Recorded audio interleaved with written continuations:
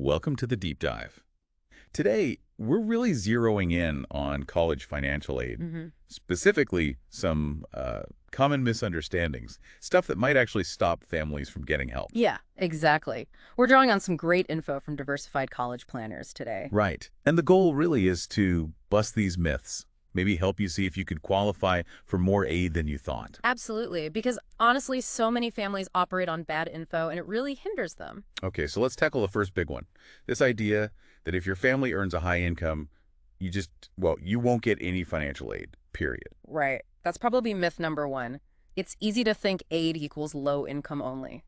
But that misses a huge piece of the puzzle, doesn't it? There's aid that isn't tied to income at all. Precisely. We're talking about merit-based aid. Awards based on things like grades, sure, but also leadership, talents, athletics, music, whatever. Colleges use this strategically.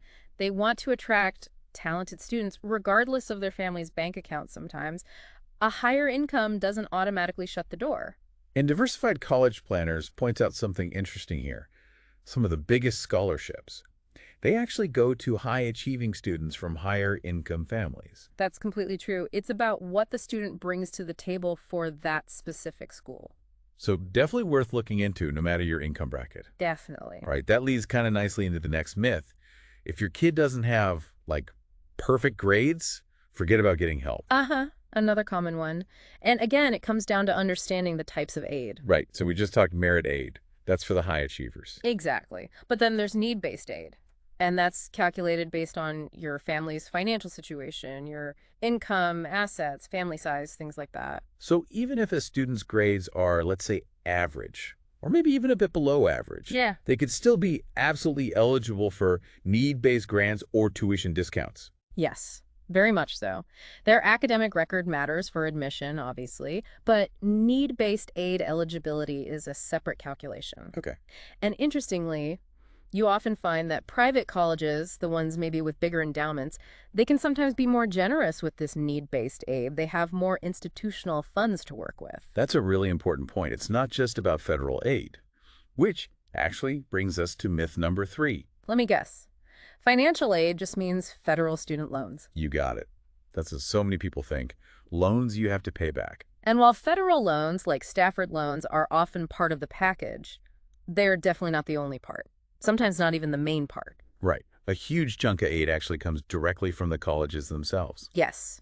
Institutional aid, grants, scholarships, money that doesn't typically need to be repaid. Okay. And our source highlights this.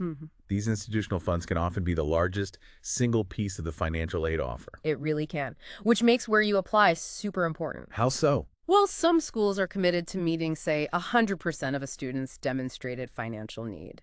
And many try to do that primarily with grants, not loans. Wow. Okay. So choosing the right colleges to apply to based on their aid policies can make a massive difference in affordability. A massive difference. It's a key part of the strategy. Okay, so we're seeing aid is broader than just loans. It's not just for low-income families or straight-A students.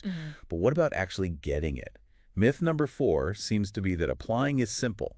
Just fill out a form, right? If only. No, it's generally not that simple. Diversified College Planners cautions against this too. You've got the FSA, the free application for federal student aid. That's the main one. Right. But many private colleges and some public ones also require the CSS profile. And both of these forms, they dig deep into your finances. Lots of detail needed. A lot of detail. Income tax returns, bank statements, investment records, and you absolutely have to be accurate and submit them on time. Deadlines are critical. And mistakes aren't trivial, are they? Even small errors can cost you aid. They really can. Plus, it often doesn't stop there. Some schools have their own additional financial aid forms. Right. There might be verification processes where you have to submit extra documents, and there are even appeal strategies if your family's financial situation changes unexpectedly. It's a process. Definitely sounds more involved than just filling out a form. It requires attention, yeah.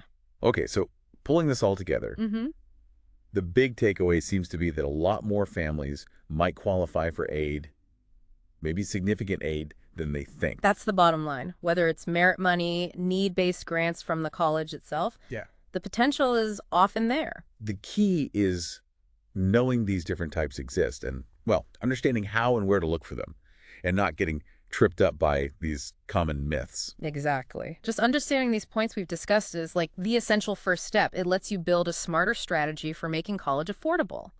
Don't count yourself out based on assumptions. Great advice. So that really wraps up our deep dive for today, but it leaves us with a question to think about. As you, the listener, start thinking about merit aid, need-based aid, institutional funds, what factors, what specific criteria might be most important for your family's unique situation when you're looking at colleges? Something to definitely mull over.